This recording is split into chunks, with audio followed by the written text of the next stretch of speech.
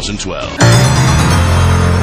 Le derby du jour qui voyait l'Entente Binchoise recevoir Houdain, un match qui s'annonçait très disputé. Et je vous invite de suite à retrouver Olivier Loire et Yvan Duc au stade de la Case à Leval.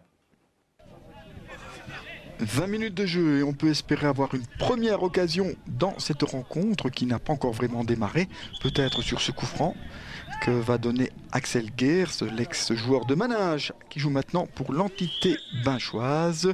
Le pied gauche, c'est pas mal fait, et c'est dans le but. Et bien voilà, on a attendu longtemps pour avoir une véritable action, et finalement c'est sur ce très très beau coup franc enveloppé là du joueur binchois qu'a lieu l'ouverture du score 1-0. Voilà qui devrait peut-être enfin lancer cette partie.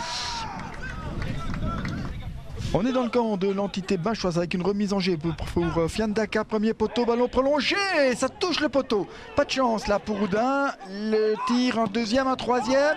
Est-ce que ça va sortir? Oui, c'est un corner, grosse occasion, la première pour les hommes de David Marani. Une remise en jeu, encore une action arrêtée. Et là, moins de réussite ici pour les Spirou que pour les joueurs de l'entité. On en reste donc à 1-0 et on est à la 25e minute. Geers qui garde ce ballon, le centre, Moropintus qui ne peut contrôler, à nouveau un centre et le coup de tête là qui ne passe pas loin. À la réception de ce ballon, il y avait Damiano Panza, tête décroisée là mais qui sort en coup de pied de but pour Paolo Bouzaka. Voilà Arslan, le capitaine de l'entité binchoise avec Axel Geers qui ferait vraiment la plaque tournante de cette formation de Binche. Le tir n'est pas mauvais, non, un peu faible, mais il fallait le tenter de là. Je crois que c'est Kirchina, oui, qui a essayé, mais sans problème pour Paolo Bouzaka. Alors ce ballon à suivre, dégagé par Osturk, dans les pieds d'un adversaire, il n'y a pas de faute et Brzezinski qui prend sa chance de loin et en deux temps l'arrêt de Marvin Van Belle. Première action dans cette deuxième mi-temps, elle est à mettre à l'actif des joueurs visiteurs avec un envoi pas vraiment dangereux, mais attention, il a touché le sol avant de venir dans les mains de Van Belle qui a quelques difficultés sur cet envoi.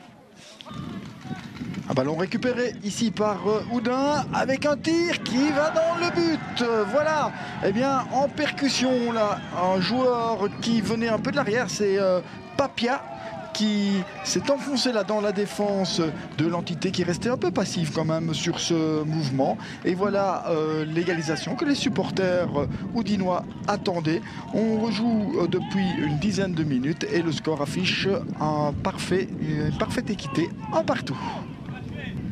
Axel Geers, toujours bien placé, récupère énormément de ballons. L'ex-Manajois, il y a hors-jeu là, non? En tout cas, l'assistant arbitre n'a rien dit. Et de Panza contré au dernier moment sur un superbe retour là du défenseur Brzezinski, de demi-défensif. Mais quel beau mouvement dessiné ici par l'entité binchois. Sans doute le plus beau de cette deuxième mi-temps. Ça aurait peut-être valu un peu mieux, mais on finira donc cet excellent retour de Ludovic Brzezinski. On rejoue depuis 23 minutes. 37e minute et un moment délicat là pour l'équipe d'Houdain avec Axel Geers derrière le ballon à peu près à 20 mètres des filets de Bouzaka. Attention, le premier but de l'entité avait été inscrit sur balle arrêtée. Donc il y a réellement danger avec toujours le même homme. C'est pas mal donné. Ça passe dans les filets latéraux. Là, je crois que Paolo Bouzaka s'est dit ça y est, ça c'est encore pour moi. Mais non. Un peu de chance là pour le gardien visiteur. Et c'est toujours 1-1. Je vous dis, il reste encore 7 à 8 minutes à disputer dans cette partie. Axel, un derby qui se termine par un partage, c'est quelque chose de logique. Mais sur l'ensemble de la rencontre, vous trouvez que c'est un point mérité pour les deux équipes? Oui, je pense, parce qu'en première mi-temps, je pense qu'on a fait le jeu. En deuxième mi-temps, c'est Houdain qui mérite.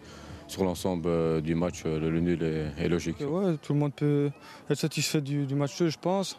Première mi-temps, le Val était beaucoup plus présent dans les duels, a posé le jeu, a joué au foot. Voilà, après on a le mérite d'y croire, d'y revenir dans la partie 1-1. Et puis voilà, bon, encore quelques coups d'éclat pour l'un et l'autre.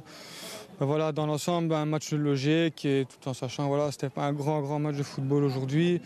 Si je compte bien, ça fait 4 points sur 9. On est dans le tableau de marche ou alors un peu en dessous? Moi, je pense qu'on est 2 points en dessous. On est 2 points en dessous, je pense. On doit tout prendre à la maison, et même si on s'est fait battre à Châtelet, il faudrait aller rechercher les points à Gosselies, à Manage, parce que sinon, ça risque d'être désagréable, on va dire. C'est vrai que le coach, après le match de Manage, avait dit voilà, moi je ne pensais pas qu'on allait gagner ici. On a pris 3 points. Il dit moi, voilà, on est déjà un petit peu à l'avance sur les points par rapport à ce qu'il espérait. À ce moment-là, on ne savait pas de quoi il parlait. Puis voilà, on a su par la suite qu'à la base, il visait un 5 sur 9 dans les 3 premiers matchs.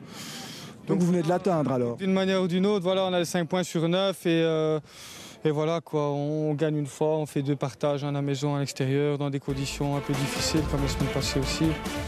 Donc voilà, on n'a pas trop à se plaindre.